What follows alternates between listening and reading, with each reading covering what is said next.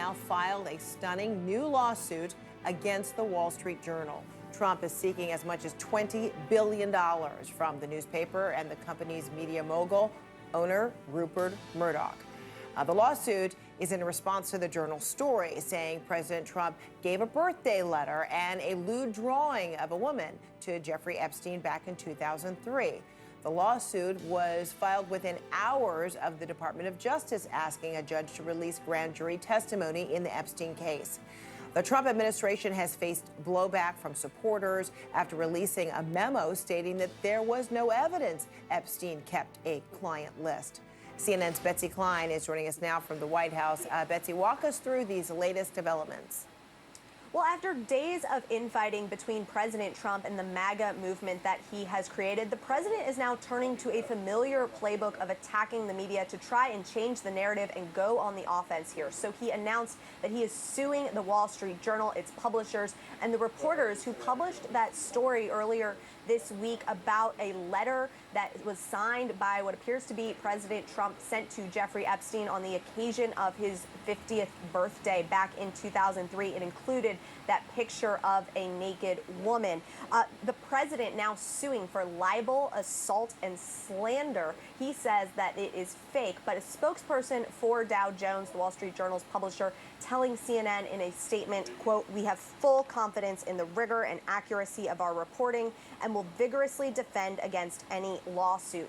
Now, it's been 2 weeks since the Department of Justice and the FBI released a memo that concluded that Jeffrey Epstein died by suicide, and there was no so-called client list. And since then, MAGA world has really been in revolt, calling for more documents and transparency and information into this matter, really setting up a loyalty test between President Trump and the movement he created. But the president's preference really has been for this to go away. He has called it sordid, but not interesting. And pressure was really intensifying, particularly with the publication of that story, prompting questions about how close Trump really was with Epstein and what he knew about Epstein's proclivities. The president then announcing that he was going to ask Attorney General Pamela Bondi to unseal any pertinent testimony related to Jeffrey Epstein. The government filing that request in court on Friday, but it could take a little bit of time to process. And if it is indeed granted, it represents really a small portion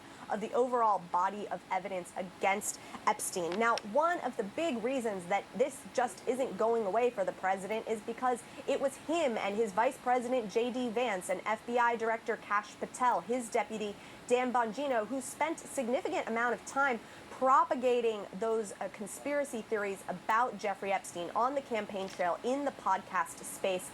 So it's really not a surprise that the president's supporters, some of his most vocal supporters, are frustrated that this memo did not bear more significant fruit. The president appearing to acknowledge that in a post to social media. He wrote this morning, quote, "I have asked the Justice Department to release all grand jury testimony with respect to Jeffrey Epstein, subject only to court approval. With that being said, and even if the court gave its full and unwavering approval, nothing will be good enough for the troublemakers and radical left lunatics making the request. It will always be more, more, more." Of course, all of this comes as the president and some of his top allies set expectations that they did not meet, Frederica.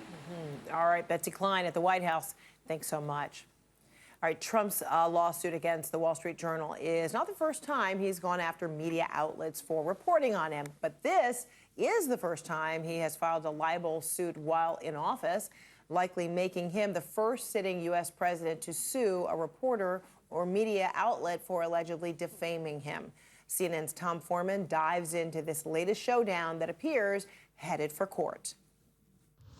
I told Rupert Murdoch that he shouldn't print this fake story, but he did, and now I'm going to sue his ass off.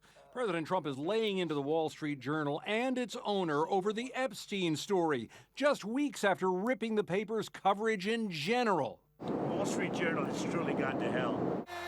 Throughout his second run and return to the White House, Trump has said plenty about the media. I watch these criminals back there, the press. The news is really fake. Real scum. And it has to stop. It has to be illegal. And he's taken action. Trump sued ABC News, saying he was defamed in an interview about a past sexual abuse case. The network settled by promising $15 million to Trump's presidential foundation, but his attacks have not stopped. ABC is the worst newscast of any newscast by far. Trump filed a suit against CBS's 60 Minutes, saying it unfairly edited an interview with his Democratic challenger, Kamala Harris. She gave an answer that was so bad that they changed it.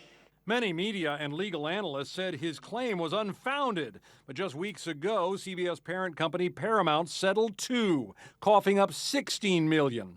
Trump filed a lawsuit against the Des Moines Register over an election poll that showed him doing poorly in a state he eventually won.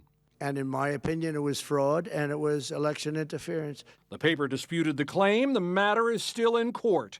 And there is more. I'm Donald Trump, and I have more trash than all of you. Trump, who was parodied long ago on Sesame Street, has torn funding away from public television, radio, and Voice of America. Press rooms at the White House and Pentagon have been rearranged, often to the advantage of pro-Trump outlets. He's battled the Associated Press over its widely respected style book, still referring to the Gulf of Mexico. It's called the Gulf of America now. And he's even savaged another property of media mogul Rupert Murdoch for recent polls showing public faith in Trump falling, posting, "It's why MAGA hates Fox News."